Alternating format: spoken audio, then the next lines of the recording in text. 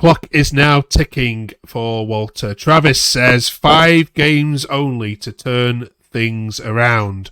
But will the whole ownership actually give him 5 games? We've got 3 very angry and annoyed Tiger fans to review that Sheffield United game on the quickest and most comprehensive review of all things Hull City on the internet. This is where Tigers walk. It's going to be a very emotional one. Roll titles.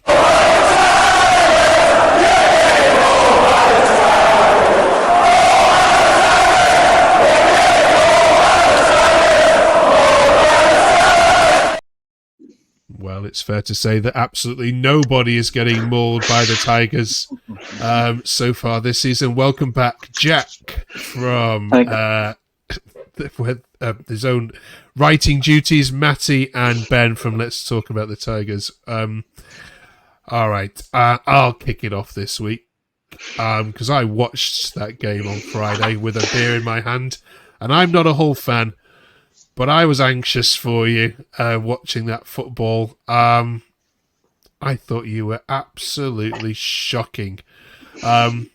Matty, as a Hull fan, how are you feeling at the moment?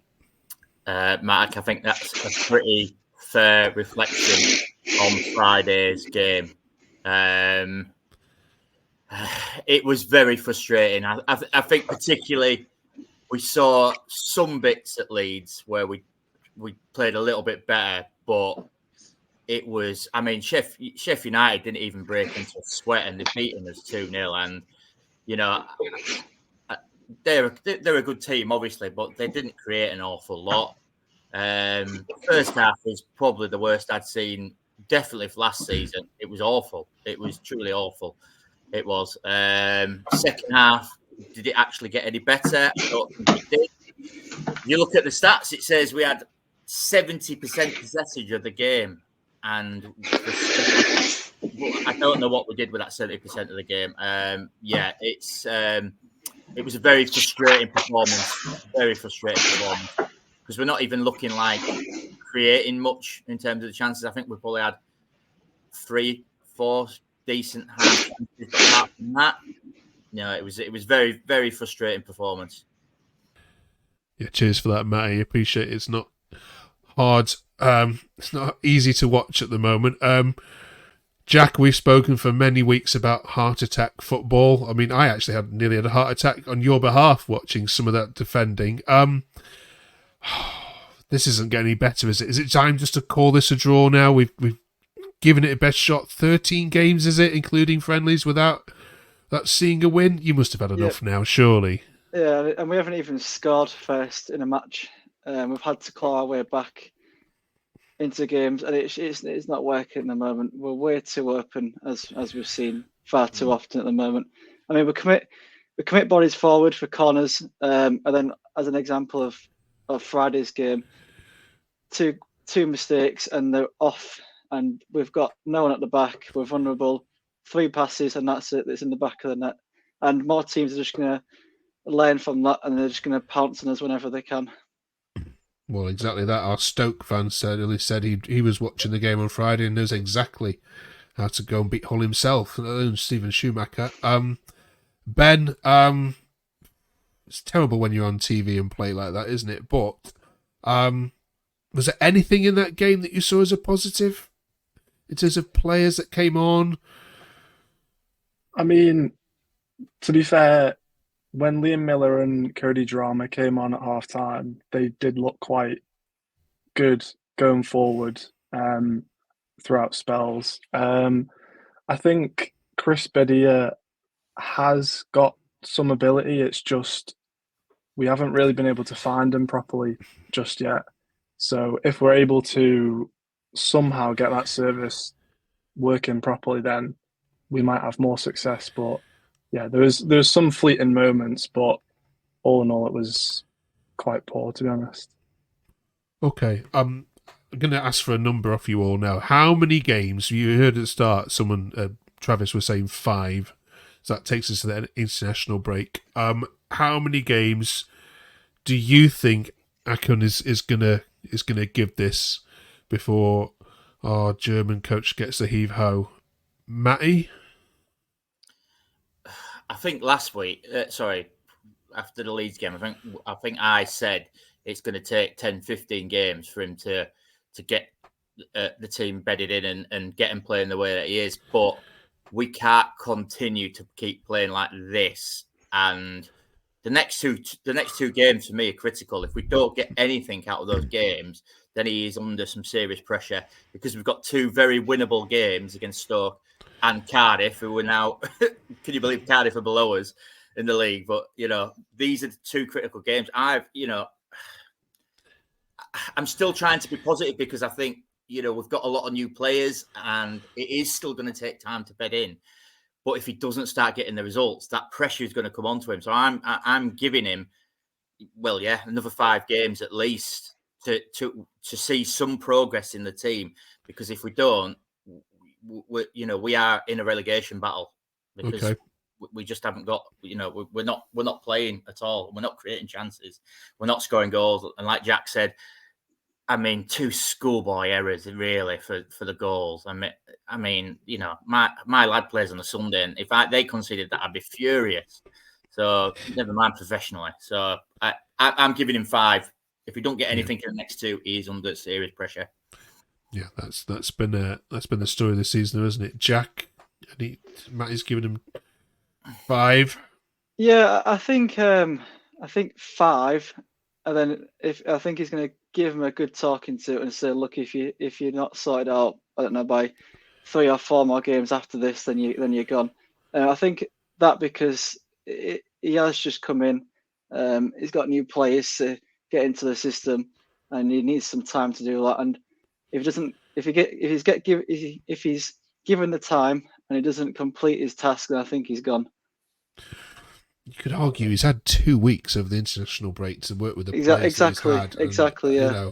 And we sit here week after week saying, giving him time. To me, those players didn't have a clue what they were doing in the first 45 minutes. And that was relegation standards, I think, for the most part of that game. Especially there's schoolboy errors, like Matty said. That's League 2 standards or League 1. I can't remember which way it goes, to be honest. Okay. Ben, do you want him gone this week, or are you all right with these jumping on with these 2 same international break? I think I'd just agree completely with what Matty and Jack have both said.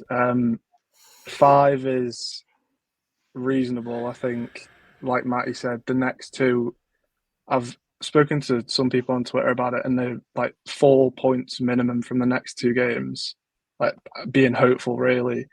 If anything less than that, then fan base, owner will likely turn very quickly, because it has happened before and it's seeming to happen again, unfortunately. But I don't want to sound like a broken record. It's like, we need to give him time, but we can't afford to, because we're not in pre-season anymore. We're in league games, and the championship's hard. And if you get stuck in a rut, it's extremely hard to get out of it. So if we want to push for playoffs, like Atchon and some of the players have said, then something's got to change, and it's got to happen fast. Okay. I daren't look at these social media takes with you, but we're gonna do it anyway. This is what Rate My Take had to say about the Sheffield United game.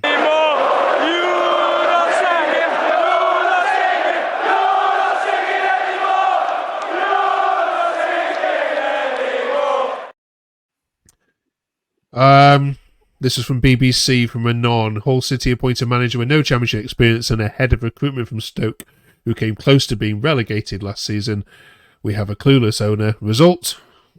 Chaos. And for balance, Kurt Johansson, who is obviously quite big in terms of commenting on Hall and his connections, says, I don't agree with the Walter out claims. It takes time. Recruitment was delayed, so we're playing catch-up with team synergy in the execution of the tactics. But for those that think he should be gone, who realistically is available, that would improve us. Is that falling more on deaf ears now? Ben, 22,000 people watching that on Friday. Just the Walter out claims are just growing, aren't they?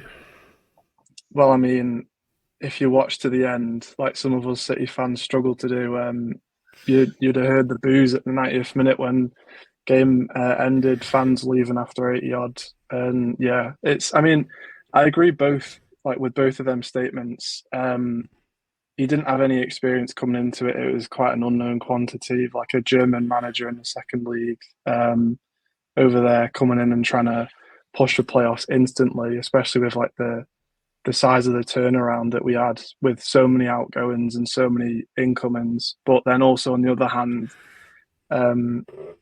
it does take time. But I think the 2 weeks we've just had were like at the perfect time for City, or they should have been. But it didn't really seem like it on Friday because nothing really seemed to improve. To be completely honest. Okay. That last question there, who do you bring in? You know, at this point, are you seeing any names jumping around that you would take? Not particularly. I mean, there's some, but it's again like you don't really know how they're going to do in the Championship because regardless of the manager, it's a tough league, and especially when we're in the position that we are. But I suppose it could be an inviting prospect for some managers. They've got lots of players on the books that are permanent instead of loans, so it could be like a bit of a challenge for a manager that might come in eventually. But yeah, we'll see. I'm not sure. Okay. Frank Lampard's available. No, thanks. Stay clear. All right. Let's jump into another one, Matty.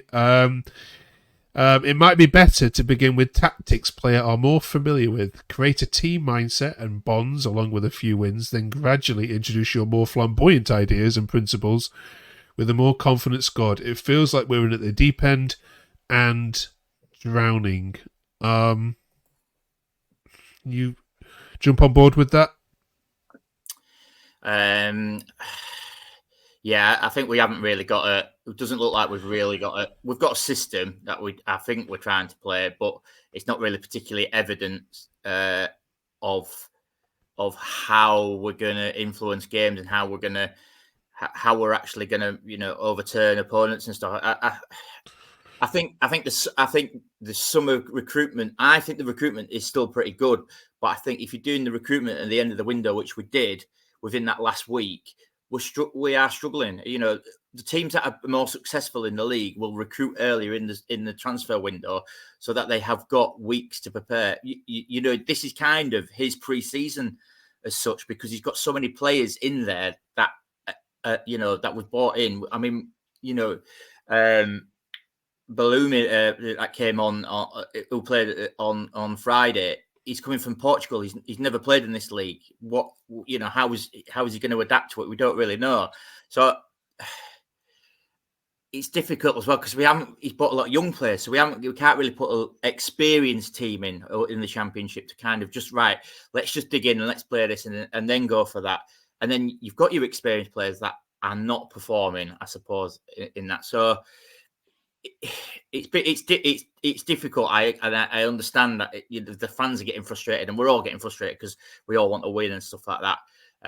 But it is difficult to see a system of how we're going to build. We were promised this all attacking football. We scored 2 goals in 5 games, and we look suspect in defence. It does look like chaos. So, but yeah.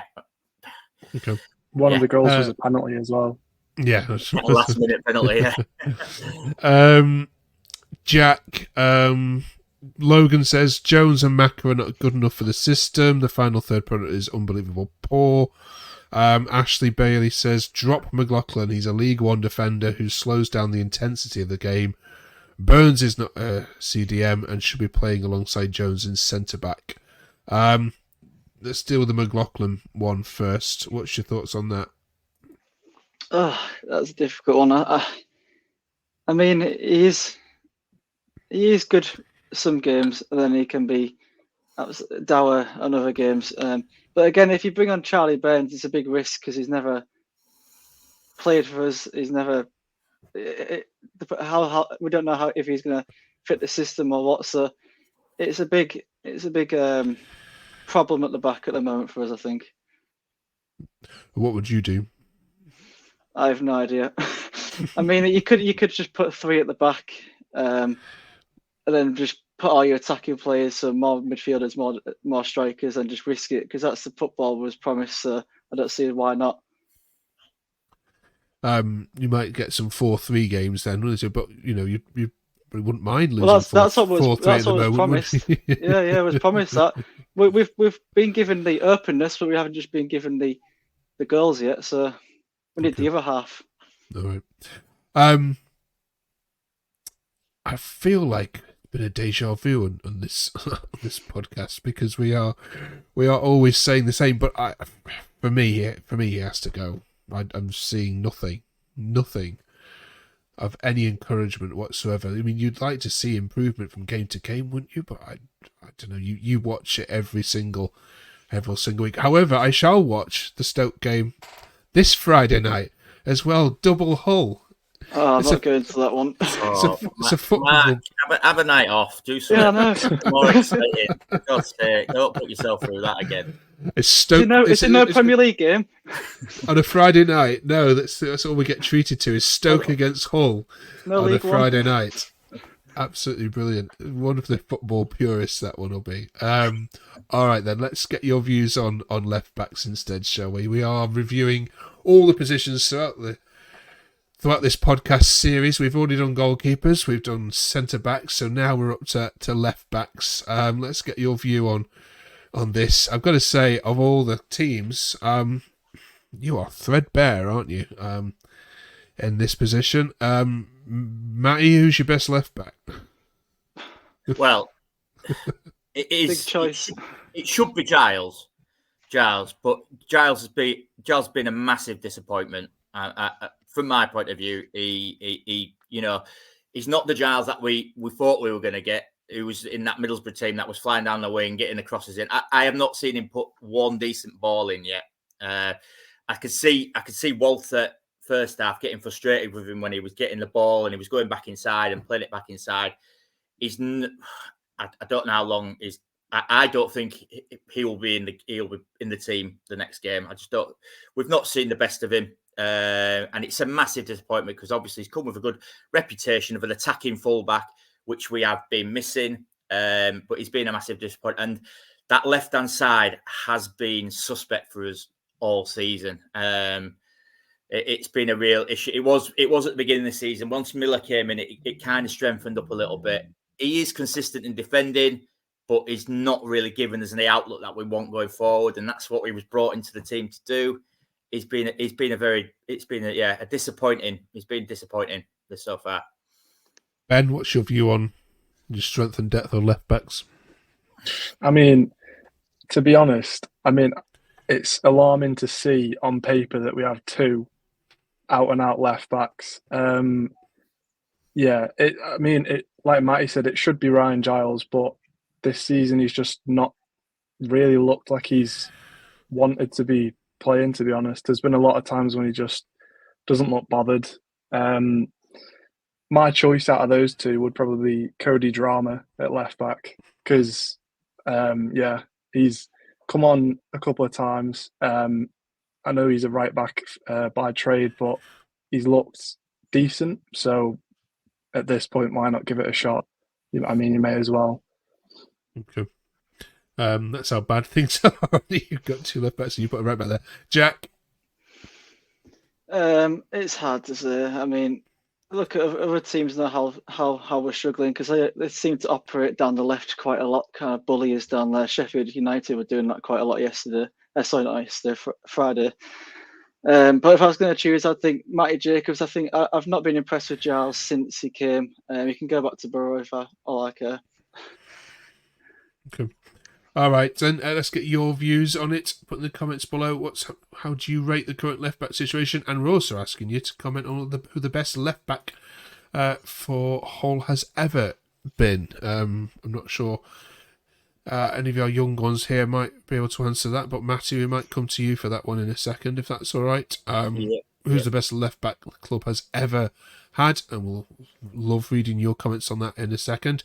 But it is September, so we should do the Player of the Month award. However, we do things differently here because that's what we do. We're looking for the unsung player of the month. So we want those players that, as hard as it is, that have put in some semi-decent performances that haven't had their name shouted and their flowers given to them. So, Jack, we'll start with you on this one. Can you think of one? I mean, mainly because we don't really have a chant and we don't really say. I'd say Kyle. I know he's been absolutely brilliant, but he never really gets the credit from the fans. He never really has, to be honest. And Omer never really gets sung about, but he's our star man at the moment. And other than that, the players haven't really shone as much to get sung about. Okay, Ben. To be honest, I'd go with Panda. It might come as a shock to people, but he started off shaky, but last few games I think he's really grown in comparison to what we saw in pre-season, where a lot of people were scared for us to start him. I know we've conceded goals, but he's been fairly solid in that he's looked more confident on the ball, which is obviously like a massive aspect to the style of play. So yeah, I'd say Pandor for me. Good shout. Thank you both. And then Matty, you can go with either of those or your own. Yeah, I think Jack's right. Coyle's he's been outstanding, I think. And Ben, I agree with Pandor. I think he's been under pressure as well with the two other goalkeepers that have come in. I suppose the only other people kind of, I suppose Malem's shown a little bit in glimpses since he's come in. To say that he's come from, German league, he's kind of settled in. Miller shows promise. We just need that. I think, when you had Philly Jean last year who produced it on a regular basis, we need somebody like that. So, but I totally agree with Jack and Ben and with the people that they said, yeah. Okay, bro. Thank you very much. Don't forget you can stream this on Spotify as well. If you haven't got the time to watch it on YouTube, drop us a subscribe if you haven't done already. The numbers are going up each week, and I thank these three for all their work that they do on that. It is the quickest and most compact review of all things Hull on the internet, as depressing as it is to listen to each week. We really, really enjoy your company. Matty, any thoughts on the best left back of all time before we finish? I would probably say my generation. I would probably go with Andy Dawson. I think when we were in League 2, when he came in from Scunthorpe, he's a local lad as well, which is great. And him with Ashby obviously going up the leagues, then going to the Premier League, and yeah, he consistent performer. He was 8, 9 out of 10 every week. Decent on free kicks as well. I would probably go with Dawson. Well, okay.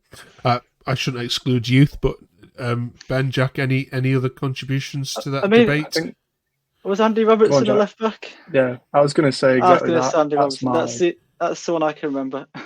Yeah. Okay. Right. Sorry, Ben. Someone you might not like as much, Mark.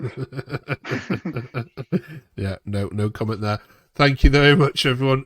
Comment below if you can beat either of those, and we will see you at the other side of the Stoke game. We will be watching Hull again.